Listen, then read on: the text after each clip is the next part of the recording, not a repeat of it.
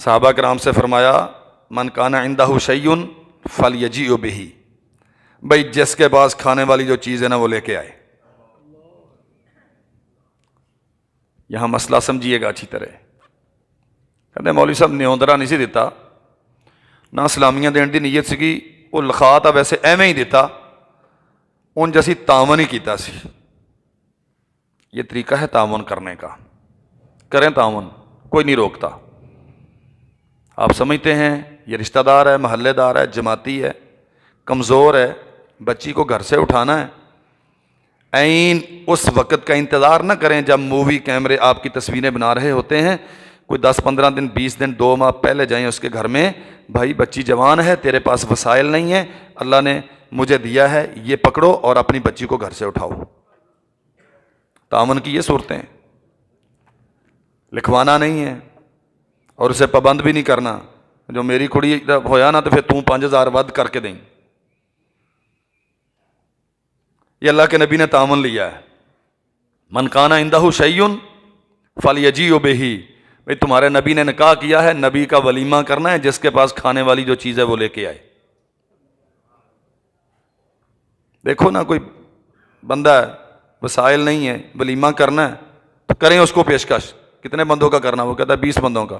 ٹھیک ہے یار، تو 20 بندے تھے مسیتے ساتھ لی، میں چاوڑائیں دیکھ لا دوں گا، نال بچے کھا لین کے، نال 20 بندے تیرے ولیمہ ہو جائے گا۔ ہم نے یہ کام تو کرنا نہیں، کرنا سارا کام شرعی ہے، شرعی نہیں شرعی۔ اپنے اپنے رواج ہیں، من کان عندہ شیء فلیجیء بہ، حضور میرے پاس ستو ہے، میرے پاس گھی ہے، میرے پاس پنیر ہے، کھجور ہے۔ سیدنا انس کہتے ہیں ملیدہ، کچھ کھجوریں تھیں، کچھ پنیر تھا، کچھ گھی تھا۔ سرور کونین صلی اللہ علیہ وسلم نے ایک دسترخوان بچھا دیا، سارا اس پہ ڈھیر ہوتا رہا، اس سب کو مکس کر دیا، آؤ بھائی اللہ کے نبی کا کائنات کے سب سے عظیم انسان نے نکاح کیا ہے، ایک سردار یہودی کی بیٹی سے، اسے مسلمان بنا کے ان کا ولیمہ کھا لو۔ یہ تھا جو صحابہ کرام نے پیش کیا، اور لشکری جتنے تھے آئے کھا گئے۔ نیوندرا کتنا جمع ہوا مجھے کسی حدیث میں نہیں ملا۔ رجسٹر کس کے ہاتھ میں تھا لکھنے کے لیے؟ ابو بکر نے کیا دیا، عمر نے کیا دیا، علی نے کیا دیا، مجھے نہیں ملا کہیں سے۔ خیبر فتح کر کے آئے تھے نا، غنیمتیں تو تھی نا ساتھ، اللہ نے بڑا مال دیا تھا خیبر میں۔ واللہ کہیں کوئی حدیث میرے علم میں نہیں ہے کہ محمد کریم صلی اللہ علیہ وسلم کو نکاح کے بعد آپ کی اہلیہ محترمہ کو برادری نے اسلامیہ کتنی دی تھیں اور اللہ کے نبی کو کتنی دی تھی۔ تعاون کیا ہے، لیکن یہ صورت ہے تعاون کرنے کی، کریں، کون روکتا ہے آپ کو تعاون کرنے سے؟ لیکن ہندوؤں والے رستے اختیار مت کریں، اسلام والے رستے اختیار کریں جس سے خیر و برکت نازل ہوتی ہے۔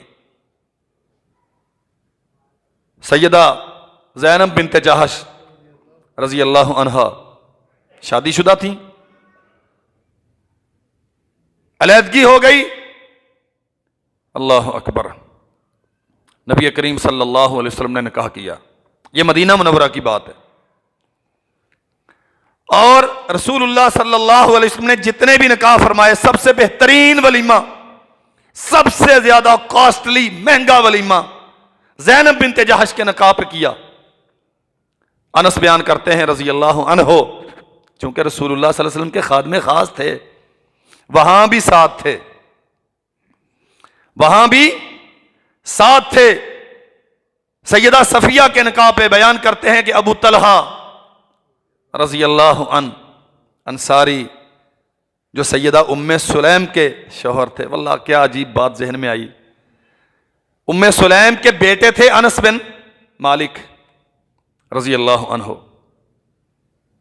ام سلیم کے گھر دروازے پہ آئے ابو طلحہ انصاری، ام سلیم، ابو طلحہ ہوں انصاری، انصار کا سردار ہوں، مال و دولت میں، حسن و جمال میں، وقار اور شرف میں ایک مقام تھا ان کا مدینہ منورہ میں، پیغام نکاح لے کے آیا ہوں۔ ام سلیم کہتی ہیں ابو طلحہ تیرے جیسے جوانوں کو انکار نہیں کیا جاتا، لیکن چونکہ تو کافر ہے، سمجھ لیجئے بات، چونکہ تو کافر ہے اور میں ام سلیم سرور کونین محمد رسول اللہ صلی اللہ علیہ وسلم کا کلمہ پڑھے ہوئے ہوں، میرے لیے جائز نہیں ہے ایک بار، دو بار، متعدد بار جس باغ کی طرف اشارہ کرو آپ کے مہر میں لکھ دیتا ہوں، جس زمین کا کہو آپ کے نام لگوا دیتا ہوں۔ کہا صرف ایک ہی بات جو ام سلیم نے پہلے دن کہی تھی، ام سلیم کسی غریب سے کر لے گی لیکن مسلمان سے کرے گی، غیر مسلم سے ام سلیم نے کہا نہیں کرے گی۔ اللہ ذوالجلال والاکرام کا اپنا نظام ہے، دل تبدیل ہوا، جناب محمد رسول اللہ صلی اللہ علیہ وسلم کی خدمت میں حاضر ہوئے، اللہ کے نبی کلمہ پڑھا لیجئے، مسلمان بنا لیجئے۔ کلمہ پڑھا، مسلمان ہوئے، پھر کچھ وقت گزرا تو دوبارہ آ کے دستک دی، ام سلیم کلمہ میں پڑھ چکا ہوں، دین میں سمجھ چکا ہوں، اب نکاح کرنا ہے، کیا ارادہ ہے؟ فرمایا ہاں میں تیار ہوں۔ ام سلیم بتاؤ حق مہر کیا لوگی؟ فرمایا تو نے اسلام قبول کر لیا نا، یہی میرے لیے حق مہر۔ اللہ کی قسم، عظمتیں اللہ نے وہ عطا کی، عظمتیں اللہ نے وہ عطا کی، اس سے بڑی عظمت کیا ہے کہ اس بی بی کا بیٹا سرور کونین کا 10 سال خادم رہا۔ کہتے ابھی میری عمر 10 سال چھوٹی تھی، میں بالغ نہیں ہوا تھا۔ ابو طلحہ یہی ام سلیم کے شوہر، یہ بھی خیبر پہ گئے ساتھ اور مجھے ساتھ لے گئے، تو میں نے رسول اللہ صلی اللہ علیہ وسلم کا صفیہ کے ساتھ یہ سارا ماجرا دیکھا، انہوں نے بیان کیا۔ زینب بنت جحش کا معاملہ بھی انس بیان کرتے ہیں، سب سے مہنگا ولیمہ زینب کے نکاح پہ رسول اللہ صلی اللہ علیہ وسلم نے کیا۔ کیا پکایا؟ گوشت روٹی، 1 ڈش ولیمہ، سب سے مہنگا ولیمہ۔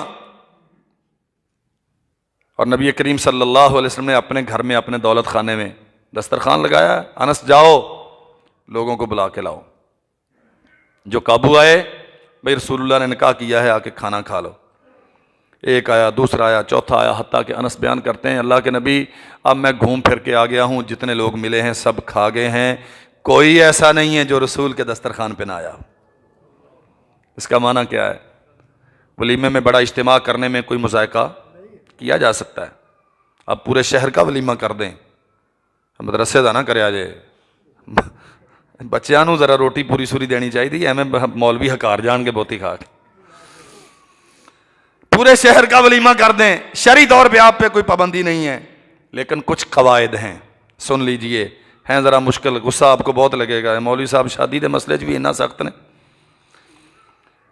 نبی کریم جناب محمد رسول اللہ صلی اللہ علیہ وسلم فرماتے ہیں اذا دعی احدکم الی طعام فلیجب، جب ولیمے کی دعوت دی جائے تو اسے قبول کیا جانا چاہیے، فإن شاء طعام وإن شاء ترک، جائیں ضرور، اس کی حوصلہ افزائی ہو، اس کی خوشی میں آپ شریک ہوں، اس کے لیے دعا کریں، اسے اچھے کلمات سے نوازیں، مبارکباد دیں، کھانا نہیں چاہتے تو نہ کھائیں۔ اس کا معنی کیا ہے؟ ولیمہ صرف کھانے کا نام، یہ در حقیقت اس کے احساسات شیئر کرنے کا نام، اس کی خوشی سیلیبریٹ کرنے کا نام ہے، اس کو کلمات حسنات سے نوازنے کا نام ہے۔ اللہ کے نبی فرماتے ہیں انشاء طعام و انشاء ترک، بھئی تو کھا چکا ہے، طبیعت کو موافق نہیں ہے، ہوٹل کا کھانا تجھے راس نہیں آتا،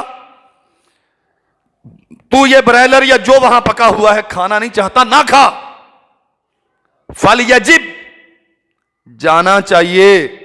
نبی کریم صلی اللہ علیہ وسلم نے فرمایا وَمَن لَّمْ يُجِبِ الدَّعْوَةَ فَقَدْ عَصَى اللَّهَ وَرَسُولَهُ، جو ولیمے کی دعوت کا انکار کرتا ہے وہ اللہ اور اس کے رسول کا انکار کرتا ہے، اللہ اور اس کے رسول کی نافرمانی کرتا ہے۔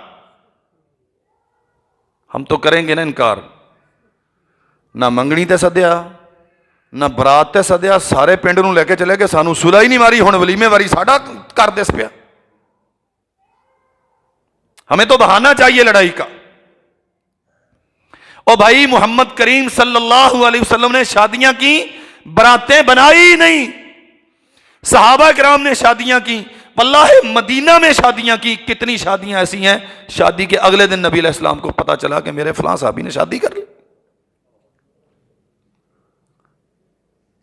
شرکت ہوتی ولیمے میں ہے، برادری کے لیے جو شادی کا ایونٹ ہوتا ہے نا، وہ ہوتا ہی ولیمہ. ولیمے سے پہلے جو کچھ چلتا رہا سوائے تقریب نکاح کے، وہ سب فضولیات ہیں، کوئی شریعت میں ان کی حیثیت نہیں ہے. وہ دو خاندانوں کا آپس کا معاملہ ہے، مل بیٹھ کے طے کر لیں، دو چار بندے بلائے، نکاح کر لیا، خلاص. اصل تشہیر کا، اعلان کا، اجتماع کا، دعوت کا مرحلہ ولیمے کا مرحلہ. اور ولیمہ کیسا ہونا چاہیے؟ نبی کریم صلی اللہ علیہ وسلم نے فرمایا شر الطعام طعام الولیمہ، بدترین کھانا ولیمے کا ہے. اللہ کے نبی کیوں؟ فرمایا یمنعها من یأتیہا ویدعا الیہا من بابہا، جو جانا چاہتے ہیں، جنہیں اچھے کھانے کھائے ہوئے شاید کتنے ہفتے گزر گئے، جو بھوک و افلاس کا شکار ہیں، جنہوں نے کبھی اچھے ہوٹل کا سیڑھیاں چڑھ کے نہیں دیکھا، انہیں بلایا نہیں جاتا. اور جن کے پاس پہلے ہی ٹائم نہیں ہوتا، ان کی منتیں کی جاتی ہیں کہ تم آؤ. بندے مقرر کیے جاتے ہیں، ایم این اے صاحب کو ضرور لے کے آنا، پتا چلے آخر کسی نے بیاہ کیتا ہے. شر الطعام طعام الولیمہ، فرمایا ایسا کھانا بدترین کھانا ہے. محمد کریم صلی اللہ علیہ وسلم نے فرمایا کیسا؟ یدعا لہ الاغنیاء ویترک الفقراء، جہاں دولت مندوں کو بلایا جاتا ہے اور غریبوں کو چھوڑ دیا جاتا ہے. انہیں سانو دینا کی ہے.